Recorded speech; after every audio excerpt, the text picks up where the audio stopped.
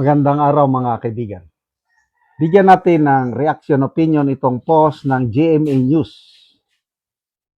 Inamin ni Senator Erwin Tulfo sa panayam ng 24 oras na inalok din sila ng majority block para lumipat sa kanila.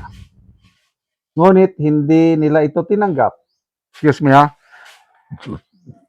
Dahil mali umano ang kanilang pinaglalaban at prinsipyo.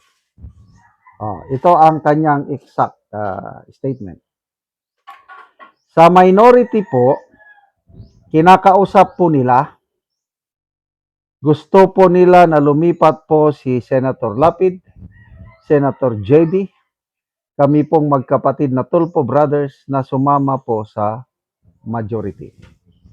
Inupuran din po kami ng committee na lumipat po kaming 4 para maging 17 po sila. Hindi naman po kami pumayag dahil mukhang mali yung kanilang pinaglalaban, mali po yung prinsipyo. So, pananaw niya, Erwin, tama ang prinsipyo, tama ang ipinaglalaban tong minority block ni Soto. Okay. Himay-himayin natin. Ano ba ang gusto nila sa flood control scandal hearing? Ano bang prinsipyo nila? Yun ang tanong. Excuse me ha. Di ba ang gusto nila is wag nang imbestigahan? Tama na. Hinto na. Yun ba yung sinasabi niya na tamang prinsipyo? Yun ba ang gusto ng taong bayan, nakakaraming taong bayan? Yung hindi na imbestigahan, kalimutan na lang yung nangyari sa flood control scam? Yun ang prinsipyo nila sa minority ngayon. Yun ang ipinaglalaban nila. So, taong bayan, tayo na ang humusga kung tama ang prinsipyo, tama ang ipinaglalaban ng minority bloc. Ano ang gusto ng majority, Brave 13? Ang pinakasentro ng kanilang programa o focus ngayon is ituloy ang investigasyon ng flood control scandal. Kaya nga bukas, simulan na.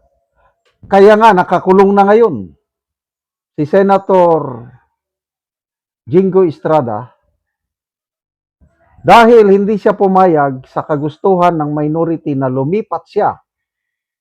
Umalis siya sa minority block para hindi siya kasuhan, para hindi siya makulong. Kaya lang tumindig sa prinsipyo si Senator Jinggoy, hindi siya umalis sa majority block kahit nangangahulugan, makulong siya.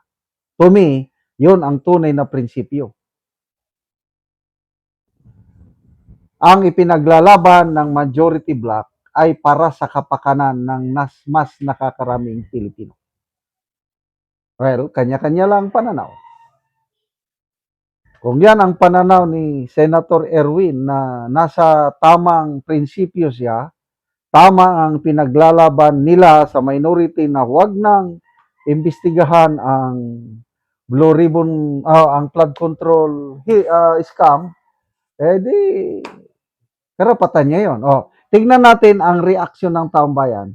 Ito ang napakaganda sa social media dahil makikita mo ang pulso ng taong bayan based on people's or netizens reaction. 73,000 ang nag-react. 59,000 ang tumatawa. What does it mean? Tinatawanan si Tulfo, hindi naniniwala. 1,000 ang galit. So, ibig sabihin, 60,000 ang hindi naniniwala kay Tulfo, hindi naniniwala sa minority. nasa 11,000 lang ang nag-like, 900 plus ang nag-love. So, percentage-wise, nasa 80 plus percent, 82% ang hindi naniniwala kay Tulfo sa minority. I tell you, yun ang nakikita ko sa mga post tungkol dito sa bangayan ng minority and majority. 80%, 80 to 85% sumasang-ayon, pumapabor, sumusuporta sa majority. Kaya itong may panahon na nung nag-walk out sila, kailan ba yun? Itong si Erwin Tulfo, nag-close. Isinara niya ang comment section sa kanyang official Facebook page. Sino pa yung nag-close na minority? Si JBRC to, clinose niya. Si Subiri, nag-close. Bakit? Maraming galit na netizen sa kanila. Ayaw nilang mabasa, marinig ang galit ng taong bayan. Kung talagang mahal kayo ng taong bayan, i-open nyo ang inyong comment section para marinig ninyo ang pagmamahal ng taong bayan sa inyo. Kailan kung hindi pagmamahal, agwanta kayo, magtiis kayo sa mura ng mga galit na netizen sa inyo. Oh. Basa tayo sa mga comments. Kabusor, hintayin mo mabanggit ang iyong pangalan sa June 4. Yes. Malala ko si Attorney Baligod, sabi niya, 2 daw ang listahan ni Erwin Tulfo eh. Nung congressman pa siya, nakatanggap di umano siya ng maleta. Itong senador na siya, nakatanggap pa rin ng maleta, kaya double listing. Kap Kabisay, ikaw, ano ang pinaglalaban mo, Erwin Tulfo? Erwin Tonto. Grace sa Ilala, mahirap nang ibalik ang tiwala ng mga tao sa inyo, sinayang nyo. Oh, okay. Mag-comment lang ako sandali, Mr. Ben Delo. Ben Delo. Hilom. Hilom. Bisaya ng tumahimik ka dyan. Well, mga kaibigan, salamat sa inyong pagsubaybay sa channel nito. Nakakatulong kayo ng malaki sa tribong Talandig ng Bukidnon dahil ang sweldo natin sa channel na ito is pantulong sa tribo. Namimigay tayo ng libreng yero at pako para makapagpatayo itong tribong ito ng mas maayos nilang tirahan. Kaya panoorin ninyo ang video na ito. Una ni ang gipatindog nga balay sa tabangan na Mugero sa balay ni Junior nga taga Lower Kalapat. So muna ni ang yero nga gitabang nga iyang iatop karon.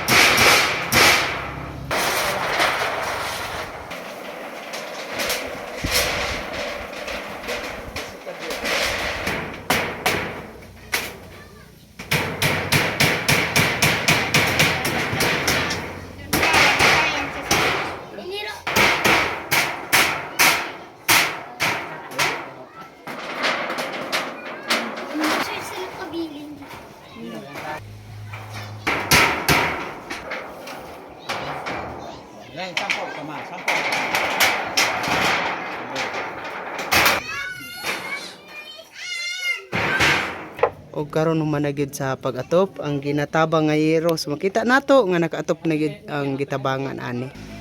Salamat sa Ginoo nga nakapatukod nako aning akong balay ug salamat pod sa nagtabang aning sin hinaot nga magpadayon ni kay daghang pang nanginahanglan nga sama nako nga magbalay unta pero wala sila ikapalit og sin kay tungod kutobra sa ilang pagpaningkamot, kutobra sa pagkaon. So unta magpadayon mo sa pagtabang ug paghatag sa sin. Dagan salamat. So karon nakaatop na gid ka sa imong gipatindog nga balay. So tungod sa tabang. Kung wala pa ang tabang, dili pagid ka kaatop. Oh, so salamat kaayo.